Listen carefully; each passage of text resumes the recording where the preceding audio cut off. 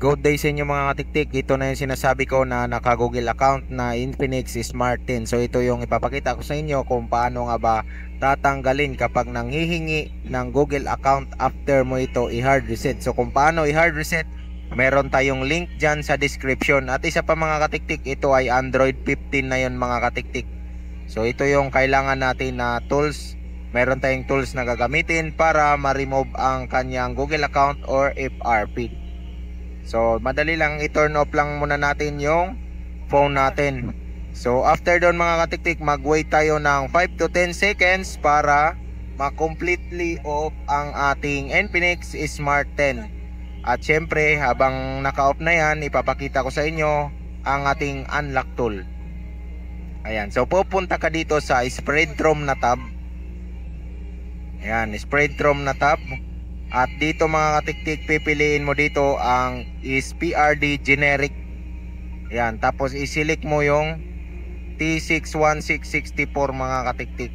Ayan, T616.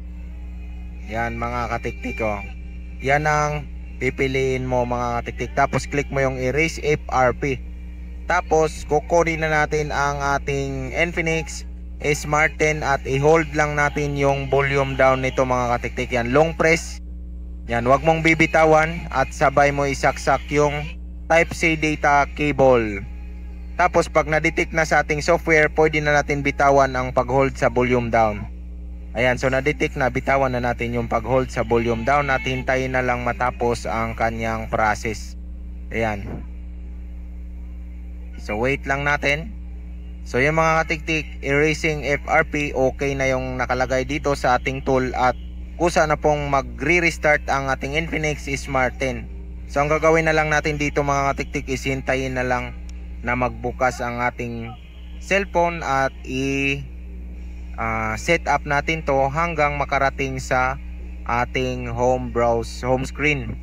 And home screen mga katiktik. So kung nakatulong itong video sa inyo mga katiktik, huwag kalimutan mag-like at syempre mag-subscribe ka na rin. So kung di mo pa alam paano mag-setup, so panoorin mo na lang to mga katiktik.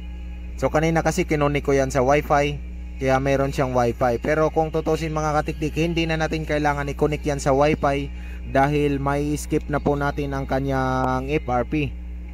So dahil nakakonek siya at hindi ko na ma-disconnect, i-continue na lang natin at makikita mo naman hindi na po ito manghihingi ng Google account or FRP. Siya po ay meron ng skip dito sa bandang baba sa left side corner mga katiktik, sa bottom side.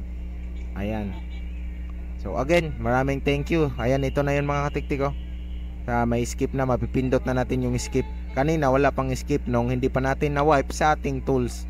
So ganun lang ka basic ang guide niya mga katiktik para ma-remove ang kanyang FRP. Again, this is Clarvans and this is your katiktik. Huwag kalimutan mag-like sa ating video at saka subscribe for more mga katiktik update sa ating mga tik sa mga tutorial natin dito sa ating channel. So papakita ko din sa inyo mga katiktik ang model. So ito yun, papasukin natin ang settings, my phone. Ayan, ito yun, Infinix Smart 10 at yung model number niya is X6725. Ayun, so yun lang mga katiktik. Maraming thank you at God bless all sa inyong lahat mga katiktik. Alright, bye bye.